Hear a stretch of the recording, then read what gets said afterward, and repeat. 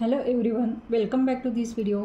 तर फ्रेंड्स, आजच्या व्हिडिओमध्ये आपण हॅविंग टू प्लस V1 ह्याचा उपयोग इंग्रजी बोलताना केव्हा आणि कसा करतात ते समजून घेणार आहोत. पण सर्वात आधी आपण हे समजून घेऊ की हॅविंग टूचा उपयोग हा कोणत्या सिच्युएशनमध्ये केला जातो. बघा, त्यासाठी मी तुम्हाला एक उदाहरण देते की जे आपल्या रोजच्या कामाशी संबंधित आहे. जसे की आपली स्वयंपाक करण्याची इच्छा नसते किंवा नाही आहे, परंतु तरीही आपल्याला तो स्वयंपाक करावा लागत आहे. मग आपण काय म्हणतो की मला रोजच स्वयंपाक करावा लागत आहे किंवा मला रोजच भांडी घासावी लागत आहे. म्हणजेच याचा अर्थ असा की आपल्याला कोणते तरी काम करावे लागत आहे, म्हणजेच ती आपली एक जबाबदारी बनलेली आहे किंवा ती तशी आवश्यकता आहे म्हणून ती आपल्याला करावी लागत आहे. तर अशा सिच्युएशनमध्ये इंग्रजीमध्ये बोलताना हॅविंग टूचा उपयोग हा केला जातो. याचाच अर्थ काय होतो की जर आपल्याला कोणत्याही कामाबद्दल कंटिन्युटी दाखवायची असेल की मला हे करावे लागत आहे किंवा भूतकाळात सुद्धा सांगायचे असेल भूतकाळाबद्दल की मला ते करावे लागत होते, तर अशा वेळेससुद्धा तुम्ही हॅविंग टूचा उपयोग हा करू शकता. तर बघा, त्यासाठी मी इथे मराठीतून काही वाक्ये लिहिलेली आहेत. तर ह्या मराठी वाक्यांचे आपण इंग्रजीमध्ये ट्रान्सलेशन हॅविंग टू प्लस V1चा उपयोग करून करणार आहोत. पण त्याआधी मग इंग्रजीमध्ये यांचे स्ट्रक्चर म्हणजेच रचना कशी असणार आहे ते सर्वात आधी आपण बघून घेऊ. तर सर्वात आधी इथे बघा की सर्वात आधी सब्जेक्ट म्हणजेच कर्ता घेतो. त्यानंतर सहाय्यकारी क्रियापदे वर्तमान काळ जर असेल, वर्तमान काळातील कंटिन्युटी दाखवायची असेल कामाची, तर एम, इज, आर ह्या हेल्पिंग व्हर्बचा वापर करायचा. त्यानंतर हॅविंग टू आणि त्यानंतर V1 म्हणजेच क्रियापदाचे पहिले रूप घ्यायचे आणि मग त्या वाक्यातलं ऑब्जेक्ट म्हणजेच कर्म घ्यायचं. त्यानंतर आता हे वर्तमान काळ असलं तर, आणि जर भूतकाळातील एखादी काम करावे लागले असेल तर त्यावेळेस तुम्ही फक्त इथे सहाय्यकारी क्रियापदाचा बदल करायचा. म्हणजे सब्जेक्ट तर घ्यायचंच आहे, पण सहाय्यकारी क्रियापदे ही भूतकाळातली घ्यायची, वॉच किंवा वेअर. आणि त्यानंतर having two plus V1 plus object म्हणजे स्ट्रक्चर सेम आहे, फक्त तुम्हाला बदल कुठे करायचा आहे तर ही जी सहाय्यकारी क्रियापदे आहे वर्तमान काळातला तर वर्तमान काळातली सहाय्यकारी क्रियापदे, आणि भूतकाळातलं सांगायचं असलं तर भूतकाळातली सहाय्यकारी क्रियापदेही घ्यायची आहे. तर इथे बघा, मी इथे फर्स्ट सेंटेन्स घेतलेलं आहे, वाक्य घेतलेलं आहे की मला स्वयंपाक करावा लागत आहे. बघा आता मग हे सेंटेन्स तुम्ही हॅविंग टू प्लस V1चा उपयोग करून कसं ट्रान्सलेट करणार इंग्रजीमध्ये, तर या स्ट्रक्चरनुसार. सर्वात आधी तर बघायचं लागत आहे म्हणजे असे वर्तमान काळातलं वाक्य आहे. मग सर्वात आधी सब्जेक्ट घ्यावा लागेल, तो आहे मला. मलासाठी आपण वापरतो आय नंतर आपण काय वापरतो, एम वापरतो. आय एम नंतर आपल्याला घ्यायचं आहे having to. I am having to आणि नंतर आपल्याला काय घ्यायचं आहे, V1 फॉर्म घ्यायचा आहे क्रियापदाचे पहिले रूप.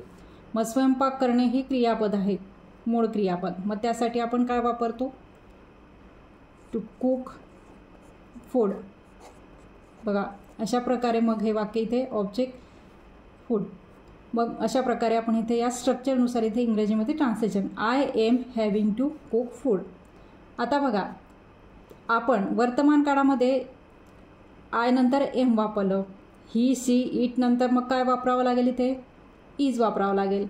नंतर दे, वी, यू, त्यानंतर तुम्ही इथे काय घ्या, आर घ्यावं लागेल. हे लक्षात ठेवायचं की सब्जेक्टनुसार तुम्हाला इथे सुद्धा मग इथे बदल करावा लागणार आहे. पण इथे हॅविंग टू हे असंच राहणार आहे, ह्याच्यामध्ये काही बदल होणार नाही. म्हणजेच I am having to cook food, मला स्वयंपाक करावा लागत आहे.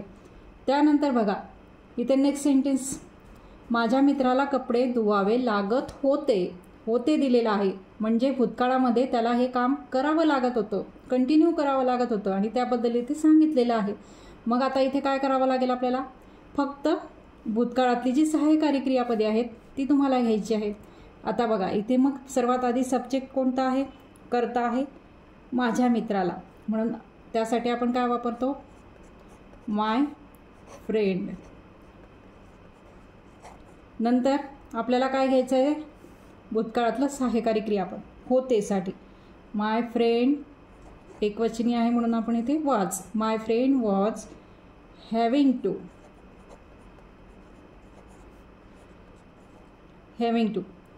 नंतर आपल्याला काय घ्यायचं आहे, क्रियापदाचे पहिले रूप.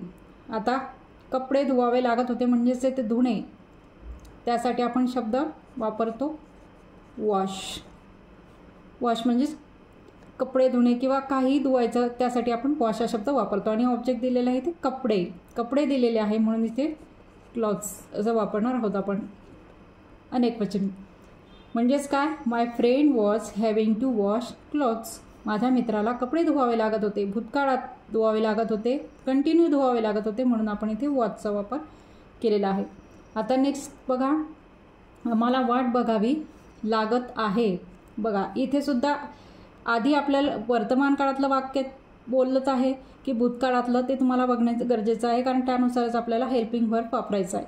आता आम्हाला सब्जेक्ट आहे, करता आहे, तो सुरुवातीला आपल्याला घ्यावा लागणार आहे. आम्हाला म्हणजेच वी. वी नंतर आपण काय घेतो, प्लुरल आहे, अनेक वचनी कर्त्यानंतर आपण आर वापरतो म्हणजेच वी आर. त्यानंतर आपल्याला काय घ्यायचं असते, having to. We are having to. त्यानंतर आता इथलं क्रियापद बघायचं आहे. वाट बघावी म्हणजेच मूळ क्रियापद इथे आहे वाट बघणे. त्यासाठी आपण काय शब्द वापरतो इंग्रजीमध्ये, वेट. बघा we are having to wait, object नाही आहे. म्हणजेच काय, तर आम्हाला वाट बघावी लागत आहे. We are having to wait. नंतर आता आपण ही सर्व जी वर वाक्य पाहिली, सेंटेन्सेस पाहिली, ती पॉझिटिव्ह होती, पॉझिटिव्ह सेंटेन्सेस होती, म्हणजेच होकारार्थी वाक्य होती. आता मग जर आपल्याला हेच निगेटिव्ह करायची असली, वाक्य निगेटिव्ह सांगायची असली, नकारार्थी बनवायची असली, तर मग ती कशी बनवायची.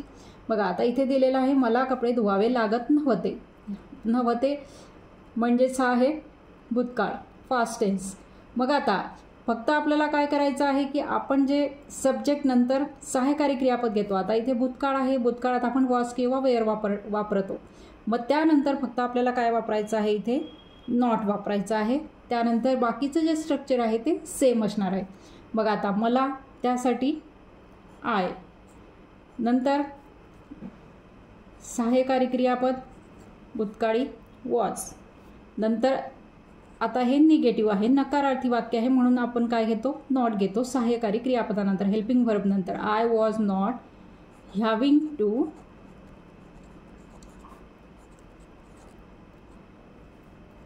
काय करावं लागत नव्हतं, तर कपडे धुवावे लागत नव्हते. मग त्यानंतर आपल्याला वर्ब घ्यायचं आहे धुणे. त्यासाठी आपण इथे काय शब्द वापरणार आहोत इंग्रजीतून, वॉश. इथे पण कपडेच आहे ऑब्जेक्ट म्हणून क्लॉथ्स. बघा अशा प्रकारे मग हे निगेटिव्ह सेंटेन्स इथे तयार झालेला आहे. I was not having to wash clothes. अशा प्रकारे हे निगेटिव्ह झालेलं आहे. मग आता त्याचबरोबर तुम्हाला जर क्वेश्चन बनवायचा असला, बघा इथे तुला अभ्यास करावा लागत आहे का, इथे क्वेश्चन आहे.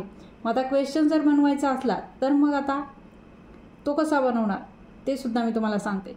आता इथे सर्वात आधी तर हा टेन्स कोणता आहे, प्रेझेंट टेन्स, म्हणजेच काय वर्तमान काळातील हा प्रश्न आहे.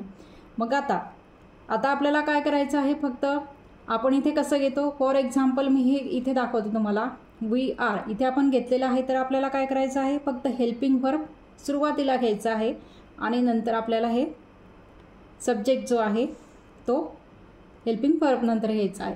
म्हणजेच आता इथे हे सेंटेन्स कसं तयार होणार आहे, इथे तुलासाठी आपण यू हा शब्द वापरतो करता म्हणून इंग्रजीमध्ये.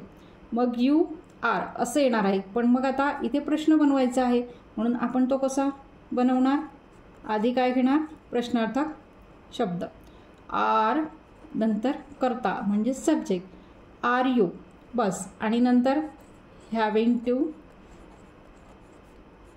आणि मग आपल्याला V1 फॉर्म, हॅव्हिंग टू नंतर V1 फॉर्म म्हणजेच क्रियापदाचं पहिलं रूप घ्यायचं आहे. आता इथे क्रियापद अभ्यास करावा म्हणजेच अभ्यास करणे असं मूळ क्रियापद आहे.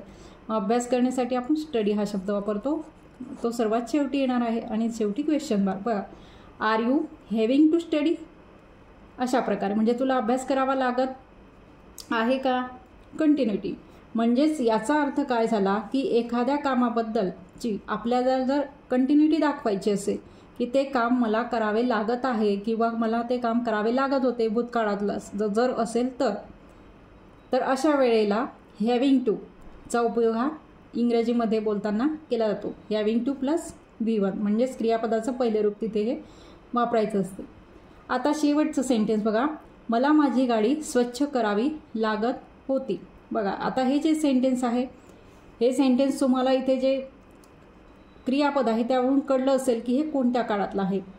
तर आता हे जे सेंटेन्स आहे ते सेंटेन्स तुम्ही हॅविंग टू प्लस V1चा उपयोग करून इंग्रजीमध्ये ट्रान्सलेशन करून त्याचं ट्रान्सलेशन तुम्ही कमेंट बॉक्समध्ये लिहायचं आहे. तिथे मी तुमचं ते ट्रान्सलेशन चेक करणार आहे.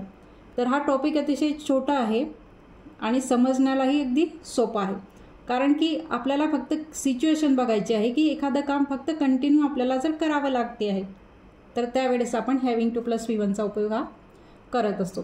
तर अशा प्रकारे आजच्या व्हिडिओमध्ये आपण हॅविंग टू प्लस V1चा उपयोग हा केव्हा आणि कसा करायचा ते समजावून घेतले.